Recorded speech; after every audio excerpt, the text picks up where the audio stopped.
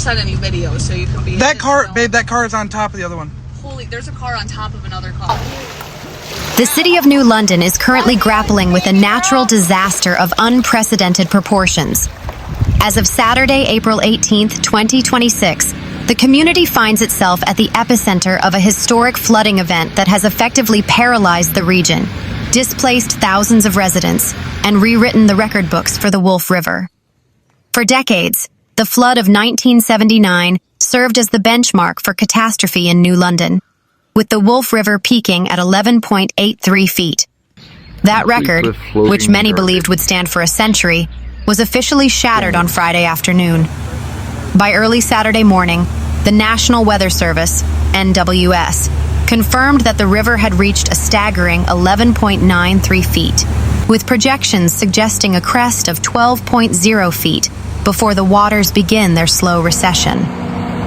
The cause of this once-in-a-lifetime event is a combination of unseasonably heavy, persistent spring rains falling on already saturated ground, forcing a massive volume of runoff into the Wolf River Basin. In response to the rising waters, city mayor and emergency management officials issued an immediate mandatory evacuation order for all low-lying areas and properties adjacent to the river. The message from New London Police Chief was clear and urgent. The window for a safe exit is closing. If you are in the evacuation zone, leave now. We cannot guarantee our ability to reach you if conditions deteriorate further. Search and rescue teams, supported by the Wisconsin National Guard, have been deployed with high-water vehicles and boats to assist residents who remained trapped in their homes. As of Saturday morning, over 50 water-based rescues had been successfully completed. The physical landscape of New London has been transformed into a series of disconnected islands. Key infrastructure points have been compromised. The Shawano Street Bridge and Pearl Street Bridge, vital arteries for the city, remain closed to all traffic as water laps at the structure's supports. Nearly all roads leading into the downtown district are underwater or barricaded to prevent motorists from being swept away.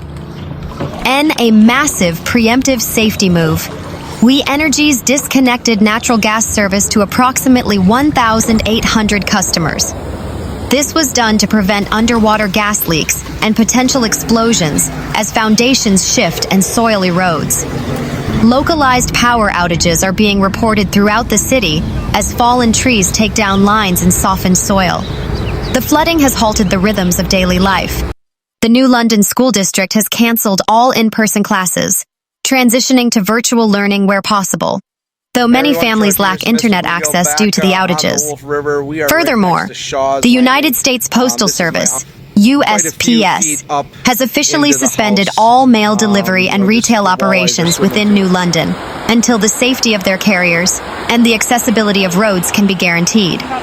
The American Red Cross has established a primary emergency shelter at the Hortonville High School Field House, 155 Warner Street, Hortonville. This facility is equipped to provide food, water, medical attention, and cots for displaced residents. For those looking to protect their property, sandbagging stations remain active at Hatton Stadium, 801 Werner Allen Boulevard. Volunteers have been working around the clock, filling thousands of bags to reinforce temporary levees. However, officials warn that at 12 feet, some permanent and temporary barriers may be overtopped. The ecological impact of the flood is significant. Concerns regarding water contamination are high, as flooded basements, overflowing sewers, and agricultural runoff mix with the river water. Residents on private wells are being advised to boil their water or use bottled supplies until testing can be conducted post-flood. Down here. Looking ahead, the recovery process is expected to take months, if not years. The economic toll on local businesses in the historic downtown district will be severe, with many storefronts currently under several feet of water. Do not attempt to drive through flooded streets. Just 6 inches of moving water can knock you off your feet, and 1 foot of water can sweep a vehicle away. Monitor the City of New London Facebook page for real-time updates on road closures and water levels. If you smell gas or suspect a leak, leave the area immediately and call emergency services from a safe distance. Assistance. For non-emergency resource information, residents are encouraged to dial 211. As the community of New London waits for the Wolf River to recede, the spirit of New London Strong is evident in the hundreds of neighbors helping neighbors. The road to recovery will be long, but the immediate priority remains the preservation of life as Wisconsin faces one of its most challenging natural disasters in modern history. Meanwhile, the city of Jainsville and surrounding Rock County are grappling with the aftermath of a historic and catastrophic flash flooding event that began on the evening of Friday, April 17, 2026.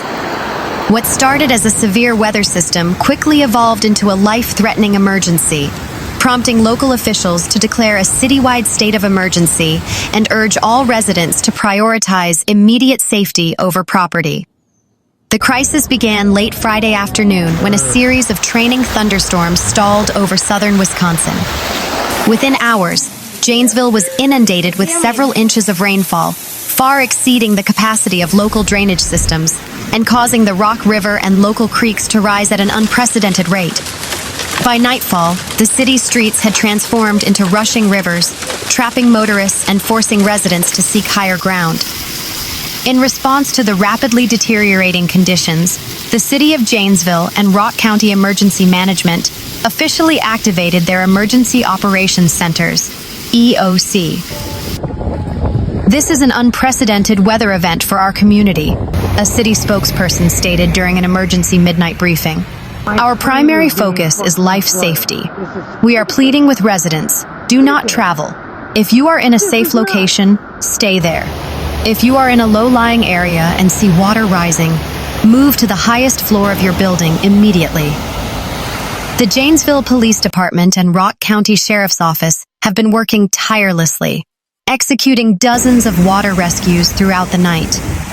Multiple vehicles were reported submerged at major intersections, and several residents had to be evacuated from their homes via rescue boats. The physical toll on the city's infrastructure is extensive. As of Saturday morning, several key areas remain impassable. The 5 Points intersection, a central hub of city traffic. This area was completely submerged, cutting off a primary artery for emergency vehicles. The train derailment. Adding to the night's chaos, a train carrying non-hazardous corn derailed near North Washington Street and Maple Court. While no hazardous materials were involved, the derailment complicated rescue efforts and blocked critical access points. The Wisconsin Department of Natural Resources, DNR, is currently on site monitoring the situation. Franklin Middle School suffered significant internal damage as floodwaters breached the first floor. Similarly, a church located at Randall and Milwaukee Streets reported several feet of water inside its sanctuary. The Blackbridge Road area and the Excalibur Drive neighborhood have been among the hardest hit, with many residents reporting total loss of basement levels and first-floor flooding. The flooding has also severely disrupted essential services. Jainsville Transit suspended all bus operations on Friday night and has yet to announce a timeline for resumption. Utility crews from Alliant Energy are working to restore power to thousands of customers after downed trees and lightning strikes damaged lines across southern Rock County. Water safety has become a secondary but critical concern. The Wisconsin DNR has issued a warning to residents using private wells, noting that floodwaters often carry bacteria and contaminants that can compromise drinking water. Residents are advised to use bottled water until their wells can be professionally tested. Do not call emergency services for property damage. Residents should call 211 to report non-emergency flooding or structural damage to their homes. Avoid turn around, don't drown situations. Just 6 inches of moving water can knock an adult off their feet, and 12 inches can sweep away most small cars. If your basement is flooded, do not enter the water. Contact your utility provider to ensure the power is cut off to prevent electrocution. Meanwhile, first responders rescued several people in Jainsville as floodwaters took over the streets, caused a train derailment, and damaged multiple buildings Friday night. Jainsville City Manager Kevin Lahner said 11 people needed to be evacuated from partial flooding. Vehicles and boats were sent out to rescue people, included stranded drivers. As of 9 a.m., Officials did not have an exact number on how many people are displaced from their homes from the flooding. The city's drinking and wastewater is not impacted by the flooding, Lahner said. Community members who were displaced or rescued were taken to the Salvation Army for reunification with loved ones. Lahner added that a fire on the 5,000 block of West Hanover Road was believed to be caused by a lightning strike. The Rock County Sheriff's Office urged people to stay off the roads unless travel was absolutely necessary Friday night, saying deputies were responding to a surge of calls that ranged from downed trees to flooded streets and fallen power lines. In Jainsville, several roads were impassable. Some drivers became stranded as they tried to get through high water. Jainsville Fire Department said debris was scattered across streets in the city, all of which was not hazardous. The fire department said it appreciated the community's patience as city staff inspect all roads and clear debris. Flash flooding is creating dangerous conditions across Rock County Friday night, with multiple roads underwater, vehicles stranded, and emergency crews stretched thin. The Rock County Sheriff's Office is urging people to stay off the roads unless travel is absolutely necessary. Meanwhile, one nearby resident, Dalton Steffen, said he's now trying to help others avoid the same mistake he made. I live right in there. My car is sitting up there in the parking lot dead, and I'm just kind of walking around making sure other people don't have to suffer like I do, said Dalton Steffen, who lives near the flooding. Others who have been tracking the storms say the danger is being underestimated. I wouldn't recommend driving through standing water, flowing water, anything like that, said storm chaser Alex Canada. The most common weather-related deaths are from flash flooding. It's not smart to drive through this kind of stuff. Canada added drivers should not take the risk, even if the water does not appear to be moving. There's a decent road network around here. You can turn around and go another way. That's what I'd recommend, he said. Respect the warnings. Don't mess with Mother Nature. Meanwhile, 75 homes were damaged following a tornado that caused catastrophic damage late Friday afternoon in Ringle. Ringle Fire Chief Chris Kielman said crews responded to the area of River Road around 5 p.m. Friday for search and rescue following news a tornado had touched down near Ringle. Some people were trapped in their basements, but no one was injured, and no one died, he said. The destruction occurred in a subdivision in a highly residential area, Kielman said. Nearby Riverside Elementary also suffered minor damage. Displaced residents were being taken to the D.C. Everest Middle School. Kielman said crews double-checked each affected property to make sure no one was inside. Several homes have been demolished, he said. A Mabus box alarm was issued to receive assistance in the search and rescue efforts from neighboring departments, he said. Everyone has been evacuated and the portion of the neighborhood will be shut down for safety. Crews will return to the area Saturday to see who will be allowed back home, Kielman said. Marathon County Sheriff Chad Billeb said he had never seen devastation like this in his 34 years in law enforcement. A lot of people are going to need a lot of help, Billeb said during a press conference Friday night. The county is in the process of working with a philanthropic foundation to establish a benefit fund for those affected, he said. Ringle resident Janine Monker said when she was 9 years old living in Minnesota, her home was hit by a tornado.